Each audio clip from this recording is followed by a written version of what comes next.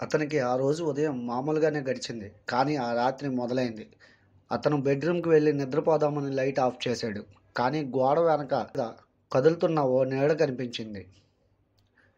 నిద్రపోయేందుకు ప్రయత్నిస్తున్న అతనికి గొంతు మీద ఎవరో కూర్చున్నట్టు అనిపించింది. భయంతో కదలలేక, అరవలేక ఒళ్లంతా చెమటలు పట్టాయి. అసలు ఆ గదిలో ఏం జరుగుతుందో తెలుసుకోవాలనే ఉద్దేశంతో గదిలో సీసీటీవీ పెట్టాడు. గది అంతా నిశ్శబ్దంగా ఉంది. కానీ ఆ కెమెరా ఏదో భయంకరమైన ఆకారాన్ని క్యాప్చర్ చేసింది.